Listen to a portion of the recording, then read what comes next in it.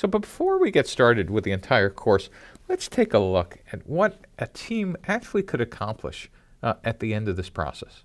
Now imagine you had 10 weeks or months or a year to go do this. You'd actually be able to do a lot. But what if we gave you 5 days? I want to give you an example of a team from one of our classes that decided they were going to provide a rental service for professional sports jerseys.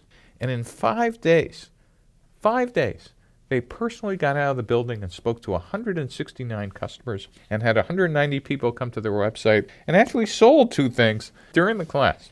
Let's take a look at what their business model canvas started with and evolved to. So on day 1, these were their initial hypotheses coming into the class. They thought that their customer segments was going to be professional sports game attendees who were going to be male, adult, less than $100,000 income, and attend 10 games per year. That is, they were beginning with a series of hypotheses about their customer archetype. And they thought their value proposition was going to provide a cheaper way to officially license sports jerseys to a game, eliminate the risk of owning a player whose jersey is traded, and to provide alternatives to purchasing counterfeit jerseys. And their sales channel was going to be websites or stadium shops or ticket websites or direct mail. And how they were going to create demand was through search ads, social media, stadium promotions. And their revenue stream was going to be through an annual subscription model. And on the left-hand side, kind of the backstage of the business model canvas, their activities were going to be rental tracking, shipping, dry cleaning, marketing, customer service. And they were going to have as resources inventory of jerseys, warehouses, logistics systems, and their key partners might be the professional sports league and the suppliers and the dry cleaners and the shop vendors and envelope suppliers and UPS and FedEx and the postal service. And their cost structure was going to be for warehousing, shipping, cleaning, logistics, tracking, website development, and maintenance. And this sounds particularly reasonable. You would look at this and go, absolutely, why do I even need to be in this class?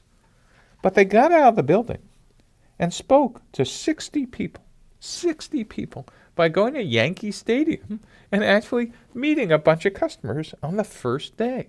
And look what happened.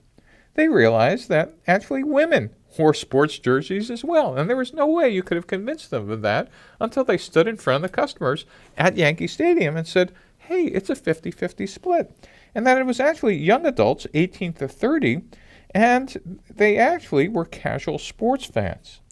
And now they started to get a better understanding of what customer relationships were, about getting customers, keeping them, and growing them. And they realized that people would maybe also be interested in a pay-per-rental model as well as an annual subscription. Next, they got out of the building again.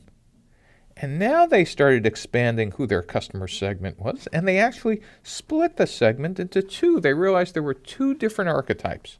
Sports jersey owners who were male, 13 to 35, but there was also another archetype, which were people who attended a single game. And they were male and female, 18 to 30, and they were casual fans.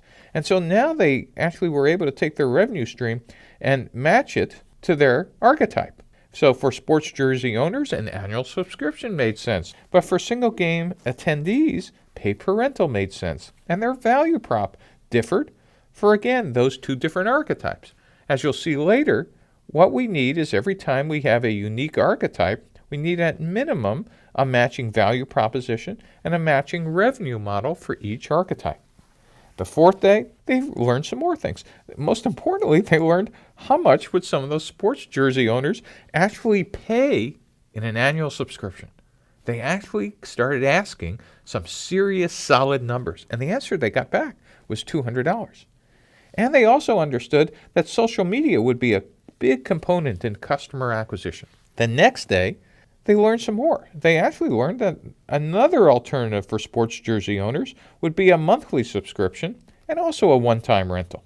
And they started thinking about how would you keep those customers? That is, how would you eliminate churn and increase loyalty? And they started to think about seniority loyalty programs and how they would grow those customers by cross-selling and upselling them with premium subscriptions and family plans.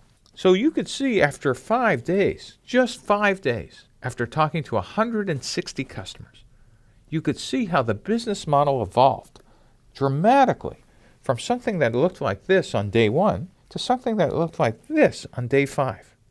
Day 1, a series of untested hypotheses, a faith-based enterprise. On day 5, the faith has turned into facts. And this startup is on the road to actually building something that customers might want. So in the rest of these lectures, we're going to take you through each one of the business model components and hoping you'll get out of the building just like this team to test each one of your hypotheses.